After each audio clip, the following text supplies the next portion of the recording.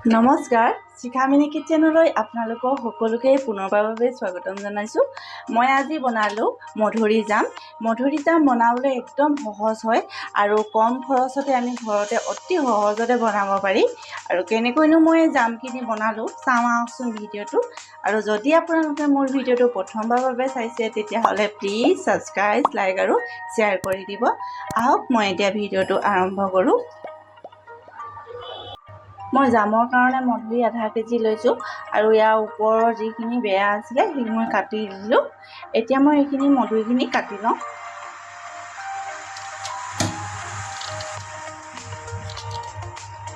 এইখিনি ডাঙৰ ডাঙৰ ষ্টাইলত কাটিলেও হ'ব, কাৰণ এইখিনি এতিয়া আমি কুকাৰত এইটো ষ্টাইলতে মই গোটেইখিনি মধুৰি এনেকৈ কাটি ল'লোঁ।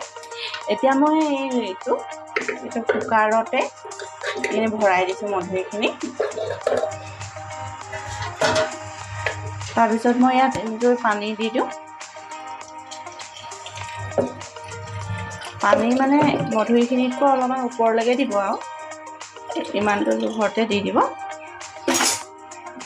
এতিয়া মই এইখিনি যেতিয়ালৈকে ভালকৈ নিসিজে তেতিয়ালৈকে মই এইখিনি সিজাম।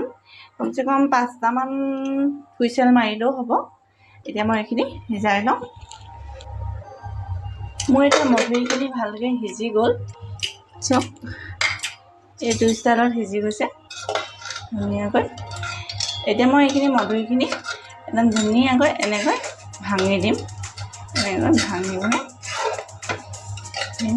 এইটো ষ্টাইলত গোটেইখিনি মধুৰি এনেকৈ ভাঙি দিম। মোৰ মধুৰিখিনি ভালকৈ মই একদম ভাঙি ল'লোঁ। তাক একদম পূৰা পিঠা হৈ গ'ল এনেকৈ ভাঙি ভাঙি। এতিয়া মই এইখিনি মধুৰিখিনি এতিয়া মই চাকি ল'ম। মই এটা বাচন লৈ লৈছোঁ।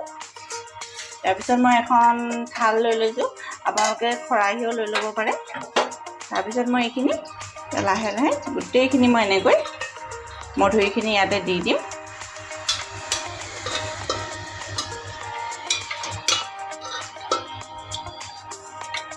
এনেকৈ দি পেলাই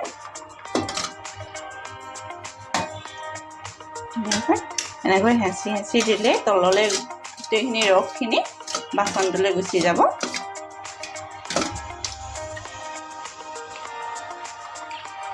এতিয়া মই গোটেইখিনি ৰসখিনি এনেকৈ বাচনটো উলিয়াই ল'লোঁ।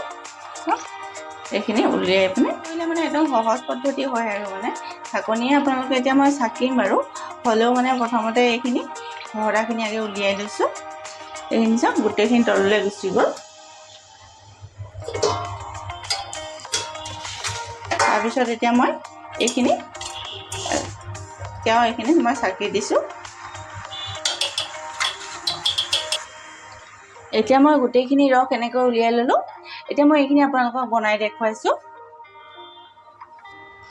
মই এখন কেৰাহী পাতি লৈছোঁ আৰু এই ৰসখিনি মই ইয়াতে গোটেইখিনি এনেকৈ ঢালি দিছোঁ।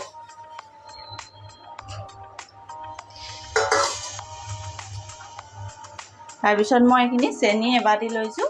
এইখিনি চেনি মোৰ এপোৱামান হ'ব। এইখিনি মই চেনিখিনি ঢালি লৈছোঁ।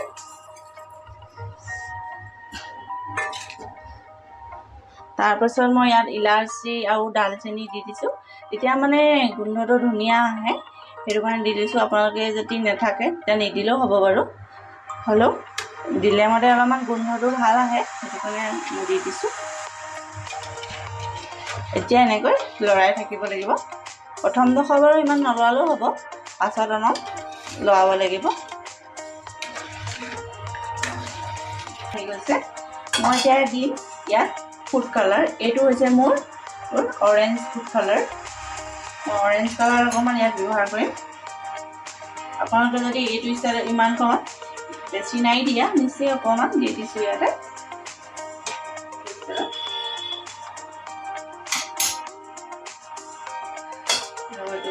দি দিছোঁ।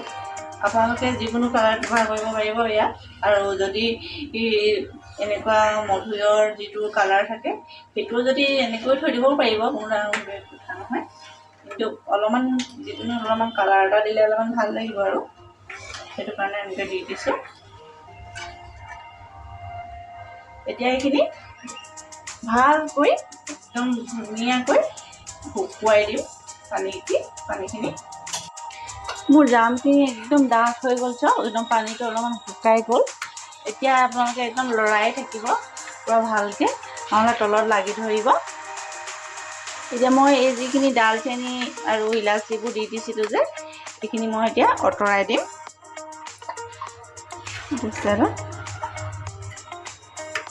আৰু অলপমান দেৰি এনেকৈ সিজালে হৈ যাব।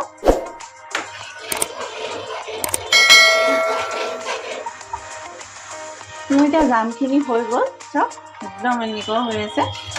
এইটো ষ্টাইলত থ'লেও হ'ব, কাৰণ এইটো অলপমান ঠাণ্ডা হৈ গ'লে ডাঠ হৈ যাব, সেইটো কাৰণে মই এইটো ষ্টাইলতে থ'ম। এতিয়া মই এইখিনি নমাব পাৰিম। মোৰ এতিয়া জামখিনি হৈ গ'ল, চাওক কিমান ধুনীয়া হৈছে, একদম ডাঠ হৈ গৈছে, দেখিছেনে? এইটো ষ্টাইলত আপোনালোকে এতিয়া সকলো লগতে ব্ৰেড, ৰুটি সকলো লগতে এতিয়া আপোনালোকে খাব পাৰিব। এনেকৈ এতিয়া বনাই বহুত দিনলৈকে আপোনালোকে ষ্টক কৰি ৰাখিব পাৰিব, কোনো ধৰণৰ বেয়া নহয়।